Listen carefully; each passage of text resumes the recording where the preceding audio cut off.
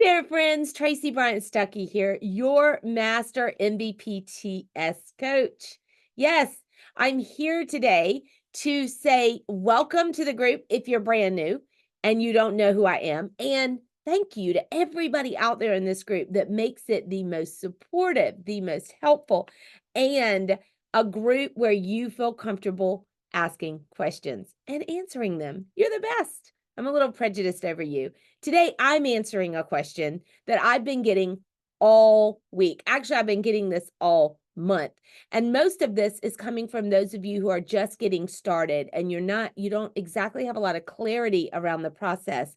I'm going to share my screen, and today I will share I need to advance share this a minute. Hold on. Um there we go.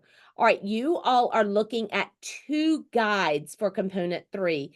The question that has been coming out here is what when can I start to film? Can I just turn on the video and start to film and, kind of Hail Mary pray that I catch something? And I'm going to say to you, you can turn on the camera and you can film, but you're not going to use that film more than likely. As a candidate support provider, I do not recommend this strategy at all. I'm going to tell you why. I'm going to prove it to you in a minute from these documents, but I do encourage you to turn on the film to watch yourself, to listen to your questioning. Is it low level or high level? Look at the rigor in the room. Look at the engagement in the room. Notice what can you see and what can't you see. How much of the talking is you and how much is them? Those types of things, yes. Turn on your camera and start to get to know yourself. This is really all about getting to know yourself right now. But do not turn on the camera and think, oh, the more I film, the more videos I'm going to have to choose from. That is not the way to do well in C3. All right, so let me show you. I'm going to use EA Science. That's middle school science and middle childhood generalist. Middle childhood generalist is like 8 years old to 12 years old. So this would be your upper elementary teachers. Now, I've chosen these just kind of randomly, but I did want you to kind of see an older student and a younger student. And those of you in specialty areas like PE, health, music, library media, counseling, it's really very similar. I mean, you're going to notice, you're going to say, wow, yeah, my questions are just about the same. It just talks about students in library media or whatever. Anyway, so I'm going to scroll down on this document. You all have this. This is your portfolio instructions and scoring rubric guide for C3. I'm going to scroll all the way down to page 9 on both of these documents. Okay. And why am I going to go to page 9?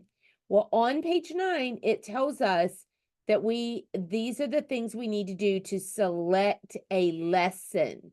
And I'm trying to say to you right now, you can't just like turn on the video, right? So when you turn on the video, you would have already planned, because you have a 2-page part of your paper where you have to write about your planning that comes before you turn on the video. And you're planning to meet these things that are on page 9 and page 10.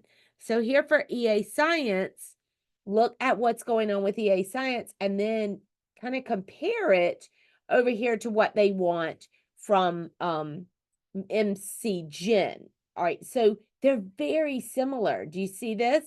Now, what is really different here? Let's see. Let's go down into instruction. Notice how learning environment and student engagement, the same. That's what they need to see in the video. But when it comes to instruction, notice that those of you in EA Science and AYA Science as well, you have to implement science content and scientific inquiry activities connected to learning goals, where over here, the middle childhood generalist is engaging students in learning activities that are authentic, coherent, and connected to the learning goals, and sequence and structure instruction so that students can achieve the goals. You're going to make sure that you have that sequence and that structure, that scope and that sequence, so to speak. So if you just turn on your camera, do you really have coherent and connected instruction for sure to goals? Do you really have a sequence and structure of a lesson that you've taken from the planning through the implementation of it? And the answer is almost always no. Okay. So in that regard, if you're just turning on the camera with you people in science, you might not get meaningful scientific discourse, or you might not get scientific inquiry. So let's also talk about this really quick. And I go very deep in this in my think tanks. People, that's like my live cohort meetings in Zoom that candidates join if they join my component 3 course. It is what you see here is needs to happen between both videos. So I know you science teachers right now are going, oh my gosh, in the same lesson, I have to engage them in scientific inquiry and meaningful scientific discourse in 15 minutes. No way. No, these bullets are between both videos. That's why you have 2 videos. You have 2 videos so you can say, oh, okay, I would do like green scientific inquiry, that would be video 1, pink meaningful discourse, that's going to be in video 2. I'd try to like push it between the 2 videos. But what these really are, and what I want you to see them as, is these are really like the feedback statements from your assessor. So they're giving you this feedback to say, oh, you may want to do this better, or whatever. I'm speaking to you right now from the beginning, out of the start gate, saying the assessor is going to be looking for this. So why don't you start planning for this and not just have a shot in the dark where you turn on the camera and pray? No Hail Marys here. We don't. Well, I am a praying person, and I pray every day for all of you that are part of my orbit.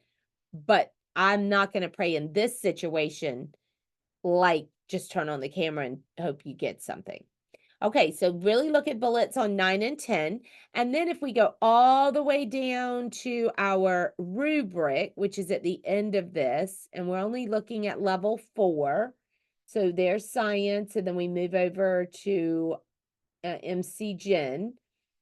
If we look at our rubric, notice how the things we just saw on page 9 and 10 are inside of this rubric. It's the same thing, right? Yeah. So when you look at, let's see, the right here, 1, 2, 3, 4, 5, the 5th bullet down on science, the teacher effectively implements science content and scientific practice activities that are connected to the learning goals and sequence and structures instructions so that students can achieve the goals. You see that? So important. Okay, so it can't just like turn on the camera and then be done. It just cannot be that way. So I need you guys to recognize that you only have 15 minutes, but it's very clear if kids are just like doing an activity that has no relationship to goals in general, that it's just super, super clear. Because when it is sequenced and structured and connected, you as a teacher are still going back and saying, okay, when you just completed this, now use that information. What are you doing? You just have a different kind of lingo going on when you've planned it in a sequence and a structure. And I talk about something called the AAT lesson plan, Architecture of Accomplished Teaching. Other candidate support providers in the nation do the same thing. We know that the architecture of accomplished teaching is super important to making sure that you do this. So pages 9 and 10, they're really your feedback statements, which you can see now match exactly to your rubric. And so when you focus on what am I looking for, if I just turn on the video for myself and try and figure out how close I am, how close are you to these bullet points? That's what you're wanting to do here. Not just, I think that was a really great video. I mean, the students were engaging good and It's engagement's important, but it's not just engagement. It's about feedback. It's about all kinds of things. And if you continue to study this and you plan and you watch yourself on film to see if you're really even close to the mark, you're going to be amazed at what you see. So I hope this helps you to answer. Should you just turn on the camera and start filming? If you want even more structured support, reverse engineering this process to make it fun and to make it easy to go through. And so you grow big and your students grow big, come over to traceybryantstuckey.com and look at the component 3 course and join now. And then additional cost is the think tank that you can come in and out of as a subscription, but it is an amazing value for you to hear what your peers are asking and ask things yourselves. So I can't wait to see you on the inside. Bye now.